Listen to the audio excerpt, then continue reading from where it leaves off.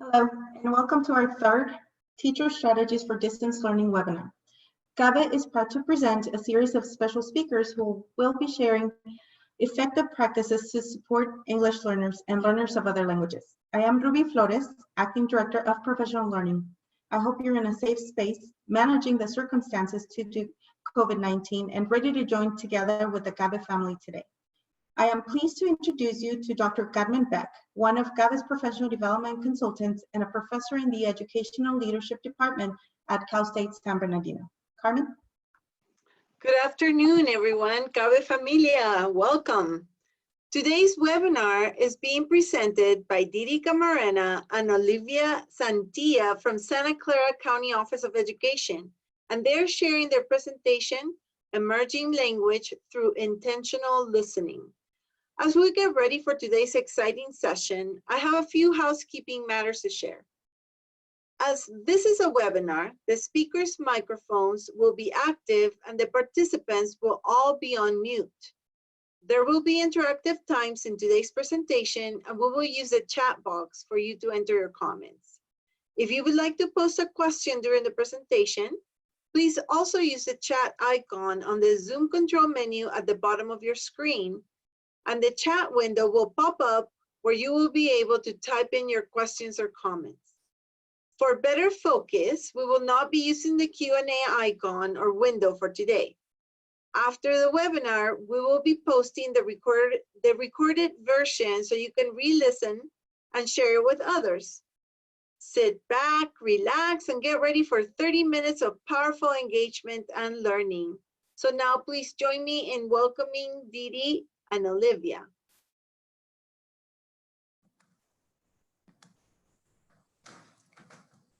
Hello, everybody. Welcome. My name is Deedy Camarena, and I am the ELD, Dual, and World Language Coordinator at the Santa Clara County Office of Education.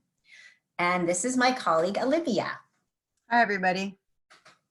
My name is Olivias Santillan. I am a coordinator with Deedy on the Multilingual and Humanities Education team at the Santa Clara County Office of Education. Thank you for joining us today. We'd like to start our presentation by going over our goals. So our first goal is to address standards and best practices, understand an introduction to types of listening, and have a listening experience. So today we are going to present to you 2 tips in addition to practicing listening. Our first tip today is to utilize the California ELD standards. We need to keep in mind what skills they bring with them. So today we are going to be addressing the California ELD standard part 1 for grades 9 through 12, number 5, titled Listening Actively. As we can see by emerging, expanding, and bridging proficiency levels, each student brings a different set of skills with them. For example, emerging students can ask and answer questions with substantial support. However, expanding students can ask and answer questions that show thoughtful consideration of the ideas and arguments, whereas bridging students can ask and answer complex questions. Additionally, they have different scaffolds and supports to consider.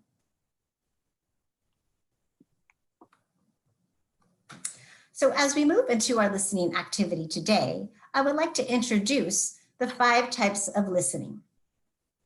First, we have what we call discriminative listening. The purpose of this type of listening is to distinguish among sounds. For example, when listening discriminatively, one can identify individual sounds and sources or identify onomatopoeia. Second, we have appreciative listening. The purpose of this type of listening is to listen for pleasure or enjoyment. A couple examples of appreciative listening would be gain experience in a variety of forms or recognize feeling or mood that is evoked. The third type of listening we will present today is precise listening. The purpose of this type of listening is to pay attention and ascertain details. For example, when listening precisely, we can deduce the meaning of words from context or recognize multiple characters and even follow directions. Our fourth type of listening is called strategic listening. The purpose of strategic listening is to listen to gain understanding of the intended message. For example, when listening strategically, one can connect ideas and information, accommodate new information, or question and synthesize. And our last type of listening is called critical listening. The purpose of this type of listening is to analyze and evaluate the message. For example, when listening critically, one can recognize bias or evaluate resources. Today we are going to experience two types of listening using the story of Juan Romero, who at the time this picture was taken was 16 years old. Take a moment to make some observations about what you see in the image. Please write your responses in the chat box. And while you are adding to the chat, I just want to point out that these are two different views of the same image. Obviously, the image on the left is a little bit darker. And so we wanted to give options if the image on the left were frustrating, for example, for students to look at because it is so dark, just to share that there are other versions of the image out there that might be more accessible to students, where they could see a little bit more of what's happening in the background.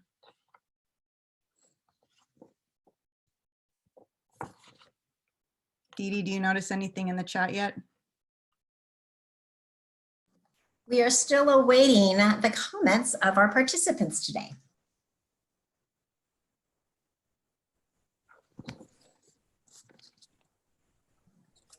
Okay. So we do have a couple coming in. One mentioned it could be difficult to see well, and it could be a disturbing video. Right, and this is a, yeah, it could be. And this is a still photo. And just, you know, for context around the lesson, this was designed for a high school classroom.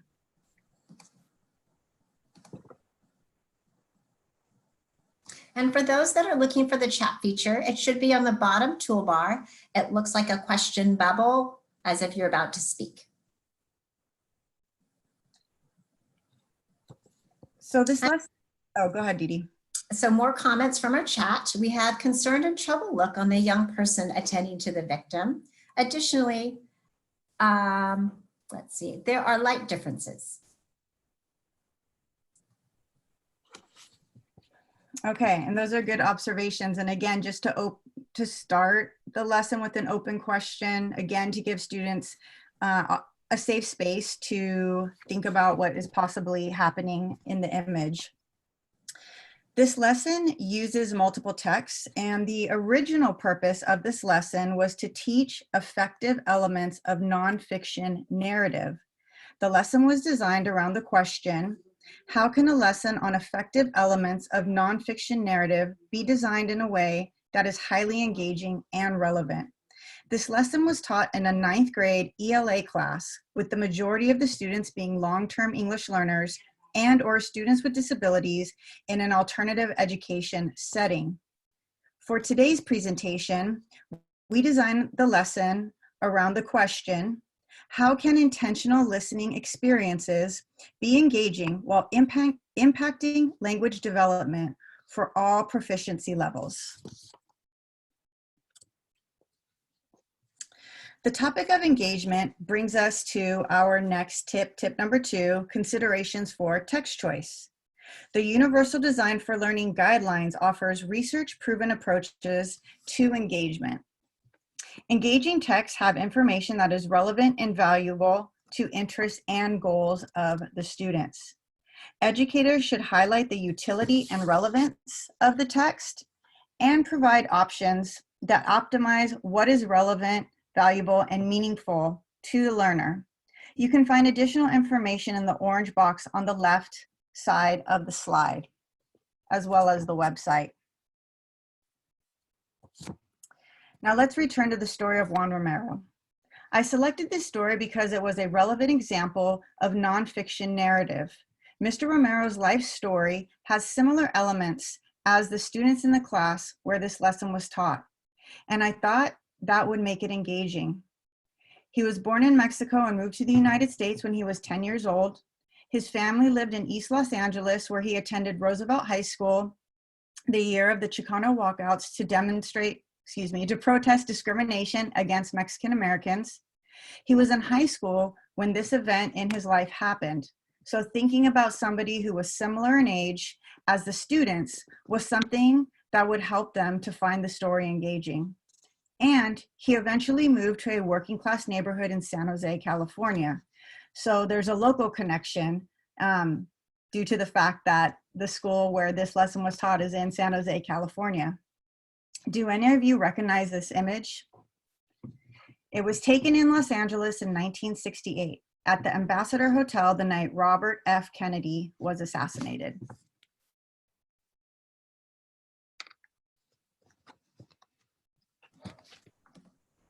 Thank you, Olivia. So keeping in mind the photo and the context that Olivia gave us, we are going to listen to a story today.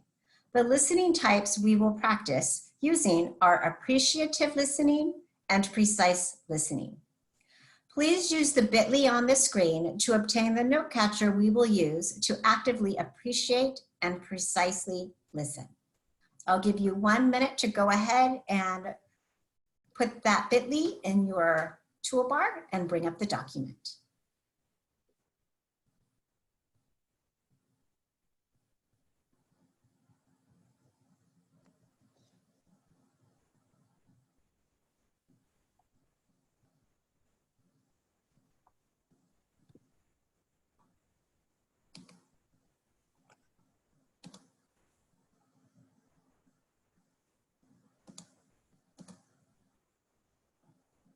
Deedy, did you want me to click on the link to show it?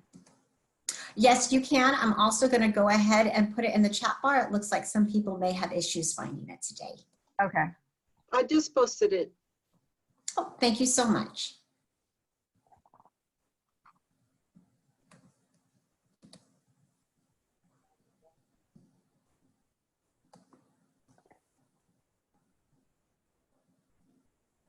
Okay, so this is what the document looks like, and it looks like there's a lot of people who have been able to get on it. Great, thank you. So now that you've had a chance to bring up this note catcher, please locate appreciative and precise listening and read through the skills. Then choose one of those two to focus on for the first time listening to our story. So let me give you 1 minute to read through the skills of each and for you to choose the one that you would like to focus on during our first listening today.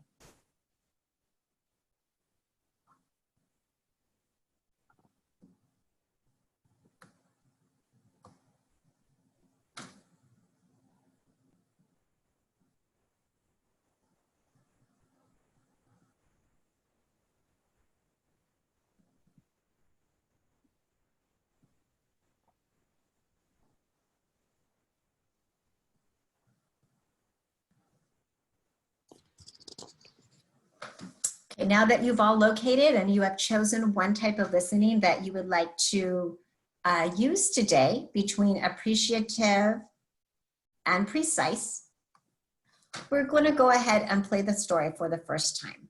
It is titled "An Eyewitness Details the Assassination of Robert F. Kennedy." So Olivia already gave you some background information. However, I wanted to point out the sourcing of the text.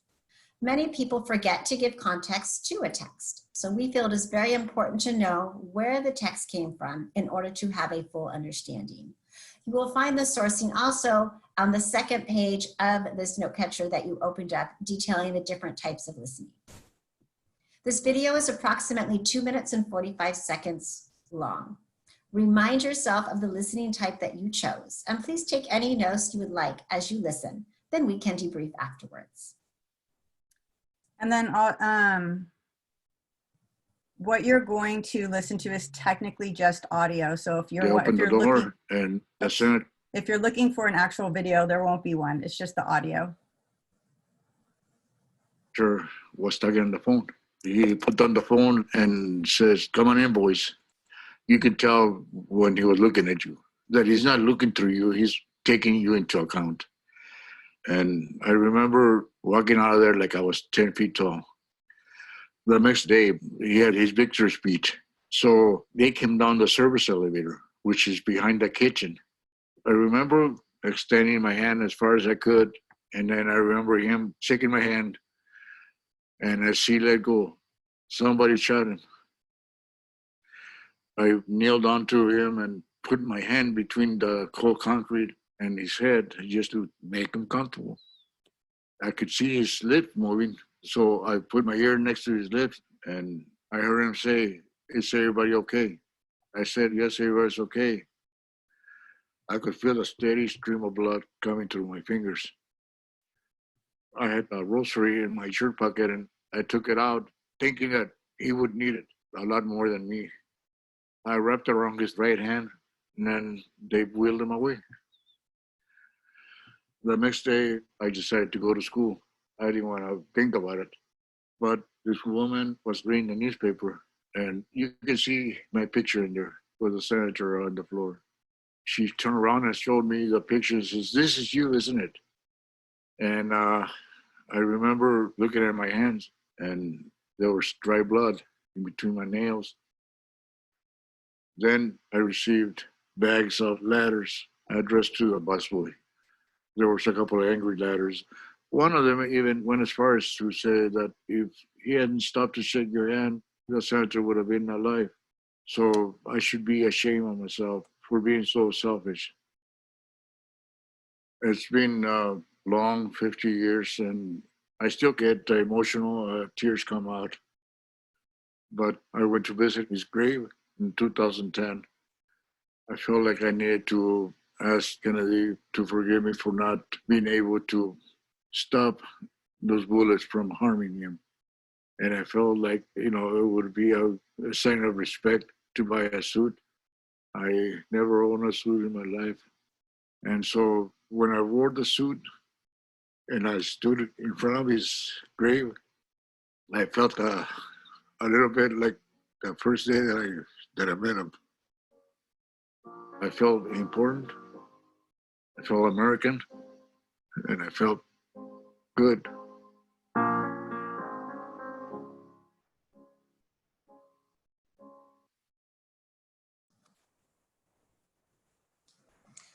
So that was our first listening to our story today. So let's debrief.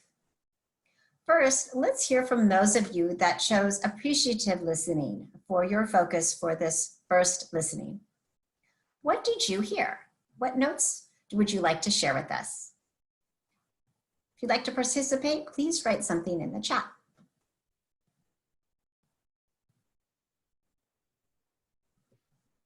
And so while we're waiting for people to add to the chat, I just wanted to point out that the first couple times that I listened to this story, I didn't pay attention to the music. And so it was almost as if I wasn't aware. So now the music rings strong in my ears. So we have a comment here, sadness and pride and humility. There was a high sense of emotion, a sense of guilt and respect, melancholy, the emotion in the speaker's words. I chose to focus on tone. It was somber. He felt blood running on his fingers, nostalgia.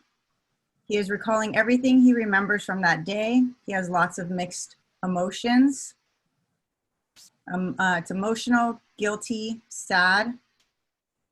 How he recounted the story from his youth, putting perspective on who is a teenager with a leader respect imagery.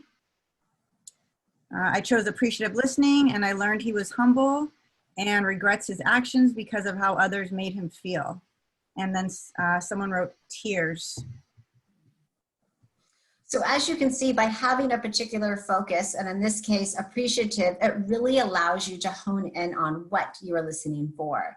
And just listening to what you were stating in the chat makes me get emotional, and I've listened to this several times. So I can only imagine what it invoked in you all with focusing on appreciative listening, and that this is the first time that you're hearing that. So thank you for entering that part in the chat. So now let's switch over and go to and hear from those of you that chose precise listening. So what did you hear? And again, please feel free to contribute in the chat. Details like wrapping the rosary in RFK's right hand, sad and tears.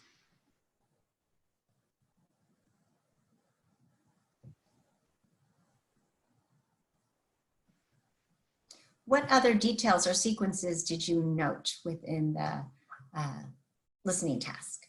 Wearing a suit made him feel important.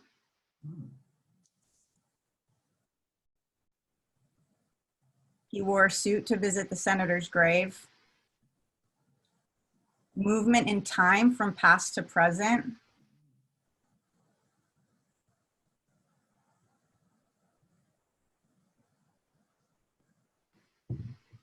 Did anybody pick up on any grammatical structures? The big presence that he felt before him, he felt important, American and good. After 50 years, he still felt important. Wearing the suit, a lot of comments about how wearing the suit made him feel important, just like when he met him in person. So connecting those two feelings over time. He was not looking for recognition. Heard him ask if everyone was okay. He received bags of letters, one of which stated that if he hadn't stopped to talk, he would have not been shot. He needed to visit his grave, like closing grief.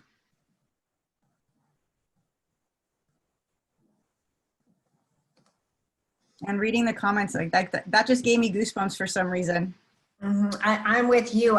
And it's interesting, Olivia, because we have listened to this so many times, and still when we hear from others, it still can evoke that feeling and that empathy, and just like we were there. So thank you everybody so much for sharing those from the lens of the particular listening type that you chose. So now we're going to go back and we're going to listen to it again. However, I would like you to swap. Otherwise, if you chose appreciative listening the first time, now review those skills for precise listening and have that be your focus for the second listening. And vice versa. If you chose precise, look over those skills for appreciative listening and have that focus as we listen to this for a second time. They opened the door and the senator was talking on the phone. He put on the phone and says, "Come on in, boys." You could tell when he was looking at you that he's not looking through you, he's taking you into account. And I remember walking out of there like I was 10 feet tall. The next day, he had his victory speech. So they came down the service elevator, which is behind the kitchen. I remember extending my hand as far as I could, and then I remember him shaking my hand, and as he let go, somebody shot him. I kneeled onto him and put my hand between the cold concrete and his head just to make him comfortable. I could see his lips moving, so I put my ear next to his lips and I heard him say, "Is everybody okay?" I said, "Yes, everybody's okay." I could feel a steady stream of blood coming through my fingers. I had a rosary in my shirt pocket and I took it out thinking that he would need it a lot more than me. I wrapped around his right hand and then they wheeled him away. The next day, I decided to go to school. I didn't want to think about it. But this woman was reading the newspaper, and you can see my picture in there with the senator on the floor. She turned around and showed me the picture and says, "This is you, isn't it?" And I remember looking at my hands, and there was dry blood in between my nails. Then I received bags of letters addressed to the busboy. There was a couple of angry letters. One of them even went as far as to say that if he hadn't stopped to shake your hand, the senator would have been alive. So I should be ashamed of myself for being so selfish. It's been a long 50 years and I still get emotional, tears come out. but I went to visit his grave in 2010. I felt like I needed to ask Kennedy to forgive me for not being able to stop those bullets from harming him. And I felt like, it would be a sign of respect to buy a suit. I never owned a suit in my life. And so when I wore the suit and I stood in front of his grave, I felt a little bit like the first day that I met him. I felt important, I felt American, and I felt good.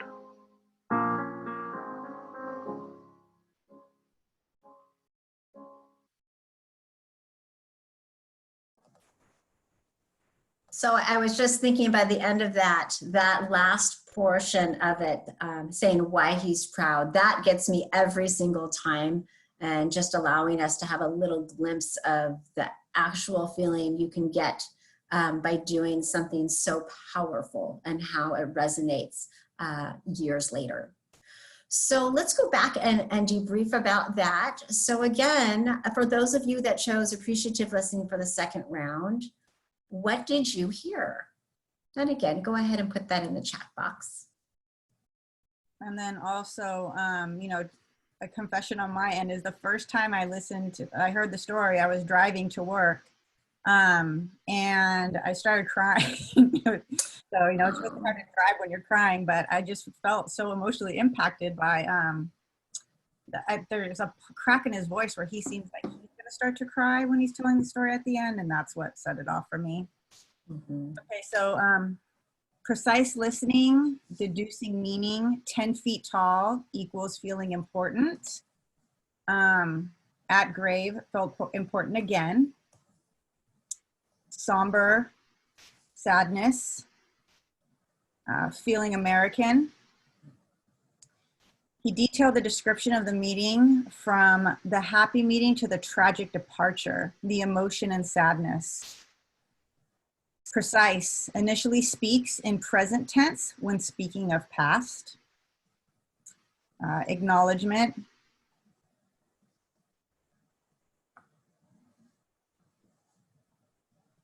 And to comment on the comment that has been listed before, how he felt American, when this lesson was originally taught, it was, as mentioned, in a 9th grade ELA lesson, but the theme for the chapter was, what is an American? So that was another contribution to the source. I listened more to the mood, tone, and rhythm of his voice. There are so many feelings of sadness, trauma, strong connection with him, and long-lasting experience. It's a chronological, factual, detailed account. Feelings of patriotism, honor, and duty. The repetition of "I remember" makes the story more personal. And that's something I've never noticed before. So now I know next time I listen, that will stand out to me. Recalling sequence, use next, then words. Told story in sequence, didn't jump back and forth. And that particular comment about sequencing and whatnot, that even stretches out into different ELD standards that could be applicable to this as well. However, we chose the strongest one that is evident today, which is our listening actively standard. So you guys did such a phenomenal job with that. You had some great insights, and as Olivia mentioned, some that she didn't even think about before. And I'm wondering at this point, did you get a different feeling, a different focus? Did you feel that different focus for each time you listened to it, considering one was with a focus of appreciative and one was a focus of precise? Did you feel different when you were listening? Just put a quick yes or no in the chat box. Definitely. Yes, yes, yes. A lot of quick yeses. So, yeah. And that's part of the reason that Olivia felt strongly about bringing this to you today, because it really does give you a different perspective on active listening. It's just not one thing, there are different types. Hence our presentation today. So as we're moving on, I wanted to go back and just connect with these standards. Again, we chose listening actively for 9th through 12th graders. So if you could at this time go ahead and type in the bit.ly to actually bring up the document that we're making available to you. You see it here on the screen. There's just a little more to it when you open up. So let me give you a minute to open that. Thank you for bringing that up, Olivia.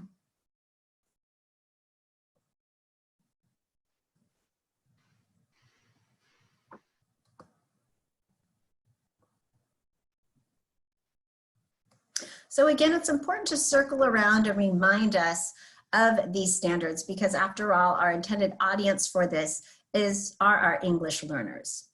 So first, let's take a look at the emerging standard.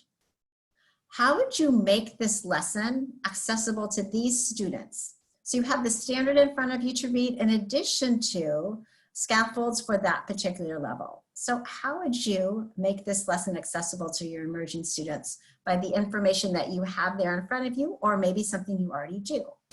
And I'm going to link the bit.ly in the chat right now because there is a request. Okay, thank you. Sometimes it's just easier that way.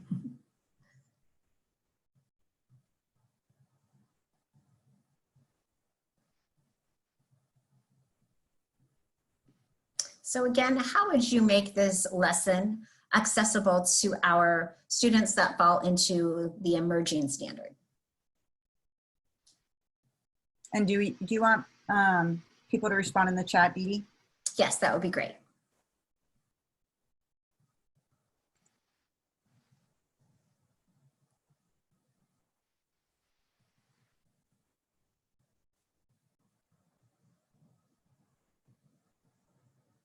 And then someone in the chat requested to post the other bit.ly to the types of listening, I'm assuming. So I'll do that. I can do that quickly while we're waiting. Deedy, are you able to look at the chat really quick while I do that? Yes, I am. Great, thank you. So we have so far just starting with asking, what do we see in the picture? So it's as we modeled earlier and allowing the students to voice what they're comfortable voicing. What else can you see to support your emerging students? Thank you, Elizabeth. Yes, including those sentence frames for those that aren't quite ready to say a sentence on their own. We know those sentence frames are so needed at this level.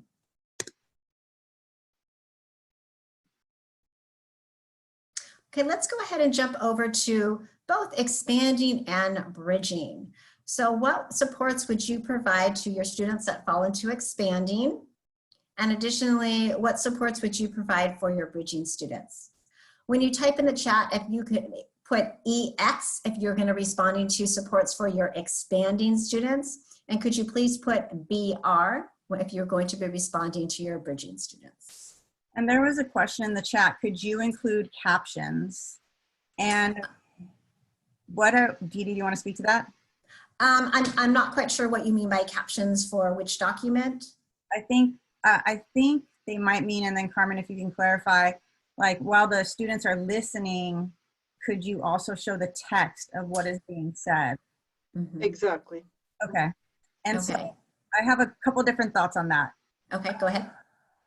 I think that if you as an instructor think that that will help make it accessible and less frustrating for the students, then I think yes.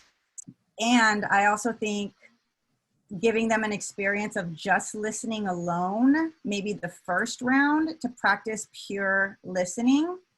And that's what and that's what I did in the class, is that I didn't want the students to become frustrated. We're trying to keep them engaged, and the student population had a very short attention span. So I made the choice to show the text on the screen that they could follow along while they were listening. So again, it's just your decision as an instructor, what works best for the students and meeting them where they're at. Mm-hmm. And I'm looking at some of the questions in the chat box. So we have, could the text be a scaffold for expanding students? Obviously, our expanding students are our highest level of proficiency level that's with them. And I guess it would be a matter of really seeing what the text comes in as, and if it would be something that you truly believe could support your expanding students, or would that be a scaffold that would be more appropriate for your emerging students, or would it be, yes, your emerging students? There was a question for preschoolers. Could you say that again, Olivia? There is a question as does this apply to preschool children? Obviously, this text would be a little bit too much for preschool children, but you definitely can present the listening types with them, obviously in a way that would work well and in language that preschool students could understand. And you would want to choose obviously a different listening activity and definitely shorten the amount of time they have to listen, because we know that as the younger students are doing this activity, the less attention span they have. So making it more appropriate to them would be highly recommended.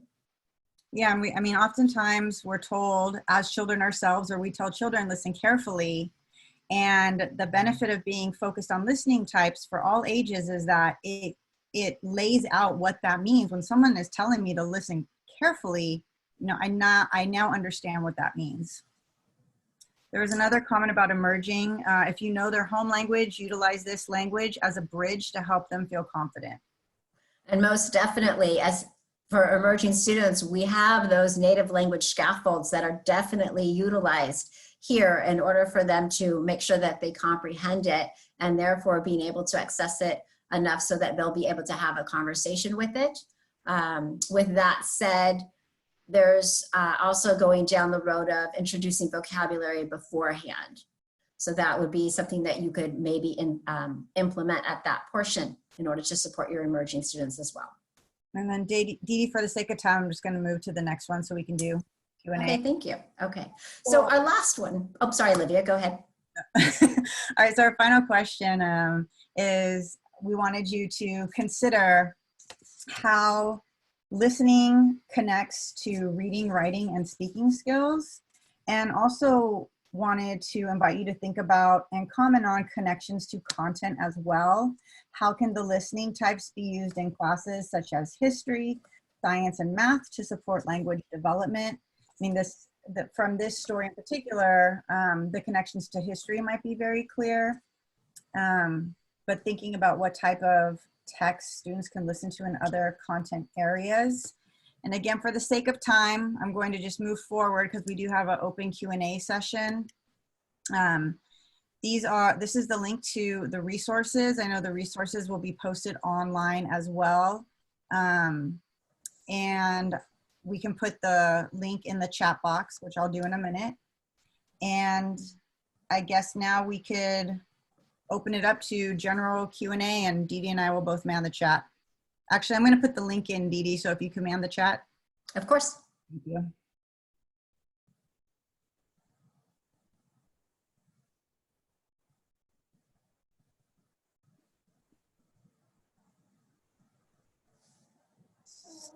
So at this time, if anybody has any questions they'd like to ask us, can we clarify anything for you?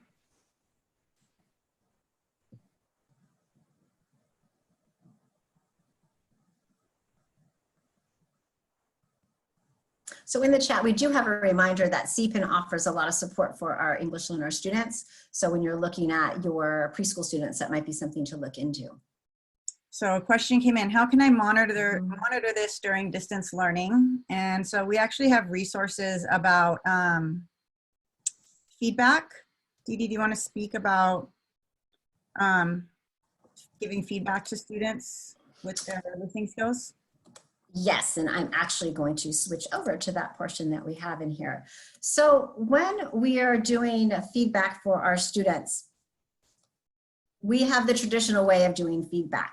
So they're done with their assignment and we give them feedback on what they have done.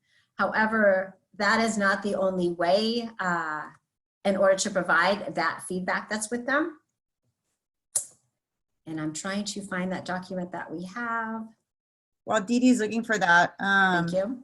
We are really big proponents of feedback, and it is something we had integrated previously to this information, but for time's sake, we cut it. But we do know that feedback is an effective way for students to grow in their learning. And so I think, Deedy, did you find the information? I did, exactly. So as I was mentioning, traditionally we have our feedback that we give after they've completed something. But there is also something by Hattie stating that there are two more types of feedback. One being feed up, as far as what are the students' learning intentions? What are their goals? What do they want to achieve? What are their desired outcomes? So in order for them to determine what those are, and then giving the students what they call feed up. So that would be before they start whatever task that may be, or it may be a unit, or it may be an end goal for a semester. And then of course we have our traditional feedback between student and teacher. And then the other one that Hattie mentions is called feed forward.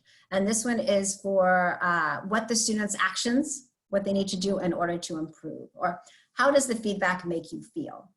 For example, if you're having a face-to-face meeting with your students, you may want to be saying, what are the main messages for my teacher? Are there comments that I don't fully understand that my teacher left? Or if I've been reading those comments, what have I done well? You know, having that reflection, what have I done well in those comments? And what things did I do that contributed to my success for this? And additionally, after reading those comments, what do I need to improve upon? So really making sure that the feedback that we're giving our students, including in this active listening, is making sure that it's something that is timely and something that they can do, either to set goals at the beginning through feeding up, after the fact, or feeding forward. How can they reflect upon what they're doing in order to improve the output of their listening and future lessons?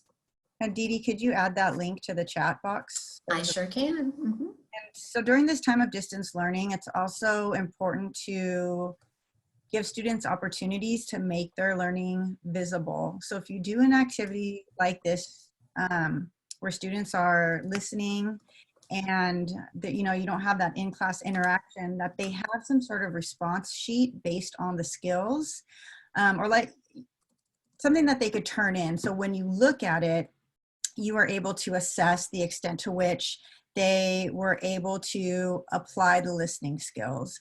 And when you see gaps or areas where they need to strengthen the listening skills, then you would apply the different feedback to the students, whether you're writing the feedback or meeting with them during office hours to give them feedback. And if you look at the types of listening, they become more complex. There are certain elements that are more complex compared to others. So if you notice a student is really accelerating, for example, in precise listening or strategic listening, then the next goal for them would be the critical listening, and then maybe give them opportunities to engage in critical listening and to make that learning visible, again, for you to be able to give them feedback. Well, thank you so much for this presentation. Thank you. Deedy and Thank Olivia, you. you were amazing. I have a lot of ideas for new lessons. And just for everybody who participated, we also saved the chat, so that way we can have some of those wonderful links that you have provided. So I just want to say this has been a powerful addition to our teacher strategies for distance learning.